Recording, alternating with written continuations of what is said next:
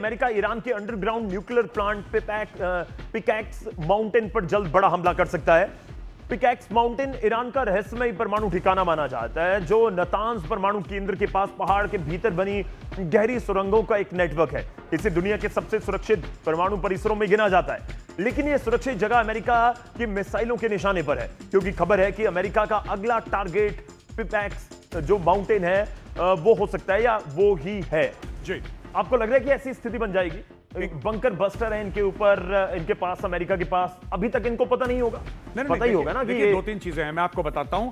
अगर मेरी मेमोरी ठीक है तो पिकैक्स माउंटेन पे पहले भी हमला हुआ था। पहला हमला नहीं है, पिकैक्स माउंटेन की बात कर रहा हूं, जो कि आप कह रहे हैं नतांज के आसपास है। अब मैं आपको दूसरी एक और बात बताता हूं गौरव। बात यह है ना कि ये पहाड़ के इतना नीचे है कि जो अमेरिका के बंकर बस्टर हैं 100 फुट, 200 फुट, 300 फुट, 400 फुट, भाई अगर आपने 1000 फुट नीचे बना दिया फिर आप क्या करेंगे? आप ज्यादा से ज्यादा क्या है, उनके वेंटिलेशन के शाफ्ट हैं, आपने वो बर्बाद कर दिए, जो दरवाजे हैं वो बर्बाद कर दिए। थोड़ा सा केवन मामला हो गया।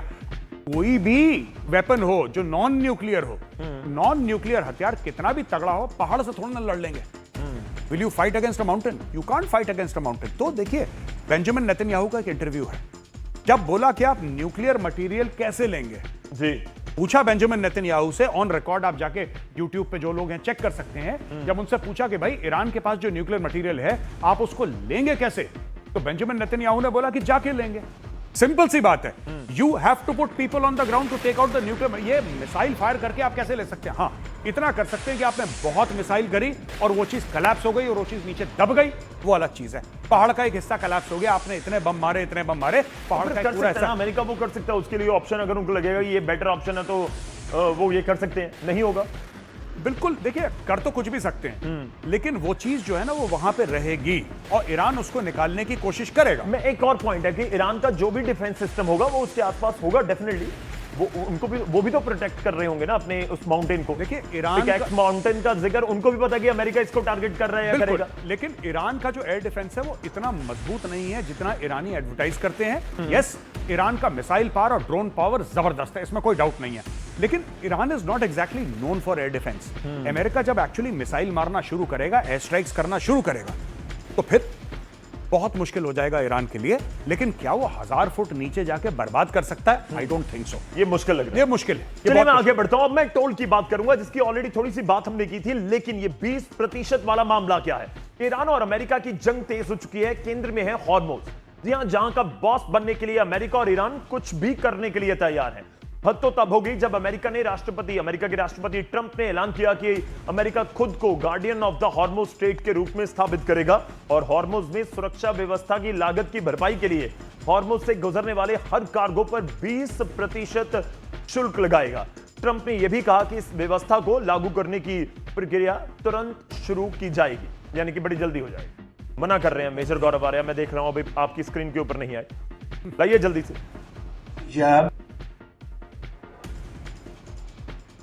Open, it will be open.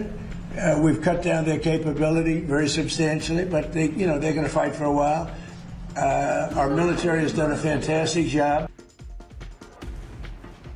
Major Gaurav Arya ने मना कर दिया, मैं आगे बात करूंगा, लेकिन एक और इसी से जुड़ी हुई खबर है, पहले वो बता दूं आपको। ट्रंप ने हॉर्मुज से गुजरने वाले कमर्शियल जहाजों पर 20% टोल वसूलने का ऐलान किया, तो ईरान की ओर से प्रतिक्रिया सामने आई। ईरान के विदेश मंत्री हैं सैयद अब्बास अरागची, उन्होंने ये कहा कि ये बहुत ज्यादा है, हम निष्पक्ष रहेंगे और ये अमाउंट बहुत ज्यादा लग रही है अगर मैं बात करूं ईरान। तो पॉइंट यह है कि 20% का मामला क्या है? 20% का मामला यह है कि जितना आप तेल लेकर जा रहे हैं, जो अभी मोटा मोटा हमें समझ आ रहा है कि जितना आप तेल लेकर जा रहे हैं उसमें जो क्रूड ऑयल है, कच्चा तेल है, उसकी जितनी वैल्यू है उस वैल्यू का 20%। अगर मैं एक शिप की बात करूं तो लगभग 15 से 16 करोड़ जो अमेरिकी डॉलर हैं उस हिसाब से शिप में ऑयल होता है, एक शिप में। और अगर आप उसको 20% के हिसाब से देखेंगे, अगर 15 करोड़ हुआ, 15 करोड़ डॉलर, तो लगभग 3 करोड़ डॉलर हो, बहुत बड़ी अमाउंट होगी। आपको प्रैक्टिकल लग रहा है कि हाँ कोई मान जाएगा कि ठीक है आप 20% लीजिए हमसे, हम अपना शिप लेकर जाना चाहते हैं? ये सब दबाव डाल रहे हैं, इसमें ईरान भी दबाव डाल रहा है। मैं आपको बता रहा हूं, ईरान के जो नेता हैं वो भी यहां पे फालतू की डायलॉगबाजी कर रहे हैं और अफसोस से कहना पड़ रहा है कि डोनाल्ड ट्रंप भी फालतू की डायलॉगबाजी कर रहे हैं। इसमें कुछ नहीं होने वाला। मैं आपको बताता हूं, अगर मैप होता मैं आपको आसानी से समझा देता। बिल्कुल, मैप हमारे पास है जी। अगर मैप, मैं रिक्वेस्ट करूंगा जरा मैप डालिए आप स्क्रीन पे, बड़े स्क्रीन पे। मैं एक चीज समझाना चाहूंगा। जी हाँ, मैप आ जाएगा बड़ी स्क्रीन के ऊपर, जी, हम दिखाने की कोशिश करेंगे जी। मैं आपको ये कह रहा हूं कि जो भी यहां पे ये चाहता है कि वो टोल वसूले, चलिए हम एक चीज फर्ज करिए कि टोल देने को हम तैयार हैं। ठीक है, क्यों टोल देंगे हम इसलिए टोल देंगे कि सेफली हमारे जहाज, मैं अभी 20% 10% अच्छा है बुरा है मैं इसकी बात नहीं कर रहा, किसका अधिकार है नहीं है मैं उसके बारे में बात नहीं कर रहा जी। लेकिन मैं ये बात कर रहा हूं क्लियरली गौरव कि अगर आप 20%, मैं आपको 20% टोल देता हूं, ठीक है। मेरे 100 रुपए का सामान है, आप कहते हैं 100 में से 20 रुपए मुझे दे दो, ठीक है डन। आप उसके लिए कौन सी सेवाएं मुझे देंगे, मैं ये कहना चाह रहा हूं। तो जी। अगर आप इसको ऊपर ले लें प्लीज। बिल्कुल बिल्कुल, मैं ये भी करने की कोशिश करता हूं। बिल्कुल। आप चाह रहे हैं कि मैं इसको ले आऊं हॉर्मुज के ऊपर। हॉर्मुज के ऊपर। चलिए अब हॉर्मुज देखिए आ गया। साहब, अब हॉर्मुज आ गया। अच्छा, जी, अब जी अमेरिकन यहां पे हैं, राइट, यहां पे पूरा ईरान का वर्चस्व है, ईरान है। फायरिंग करता है, रोक देता है। अगर अमेरिका कहता है कि 20% दो जी। और अमेरिका गारंटी देता है कि आपको कुछ नहीं होगा, आपके सामान जान और माल की रक्षा हम करेंगे, ठीक है। आप 20% देने वाले बनो, जैसा कि डोनाल्ड ट्रंप कह रहे हैं, ठीक है। तो भाई उसके लिए आप ईरान को कैसे रोकेंगे? अगर अमेरिका ने बोला 20% दो, आपने अमेरिका को 20% दिया, जैसे ही आप यहां से आएंगे ईरान मारेगा मिसाइल। आपको लग रहा है कि जो मैंने अभी किया ये सारा ईरान के कब्जे में है, आपको ये लगता है? आप ये कह रहे हैं कि अगर अमेरिका को कंट्रोल होगा तो इस और होगा, बस बिल्कुल उस पॉइंट पे नहीं होगा। हो ही नहीं सकता जब तक आप जमीन पे कब्जा नहीं करेंगे। आप स्ट्रेट ऑफ हॉर्मुज पे, आपको पानी पे कब्जा करने के लिए पहले जमीन पे कब्जा करना पड़ेगा। ये लोग कह रहे हैं ना बंदर अब्बास में मार दिया हमने, चाबहार पे मार दिया हमने, यहां मार दिया वहां मार दिया। भाई क्रूज मिसाइल जैसे फॉर एग्जांपल ये है जिरोफ्त, एक जगह है, ठीक है, जिरोफ्त से वो मारेगा सीधी क्रूज मिसाइल यहां पे। नहीं, मैं तो वही आपको एक दिन पहले भी सवाल कर रहा था मेजर गौरव आर्या, आप कह रहे हैं कि जमीन के ऊपर कब्जा कीजिए जी, वो मिसाइल मैं नहीं तो कह रहा, पहला- मैं नहीं कह रहा। आप कह रहे हैं कि अगर आपने इसको कंट्रोल करना है, अगर आप चाहते हैं कि यहां से अमेरिका के मुताबिक सब कुछ हो, आपको जमीन के ऊपर कब्जा करना पड़ेगा। क्यों? हाँ। क्योंकि आपको ईरान को डिनाई करना है। जब तक आपका जमीन पे कब्जा नहीं होगा, आप ईरान को डिनाई कैसे करेंगे स्पेस? मेरा पॉइंट इसमें यह है कि वो तो तेहरान से भी मार सकते हैं ना मिसाइल, इतनी दूरी की मिसाइल तो उनके पास होगी।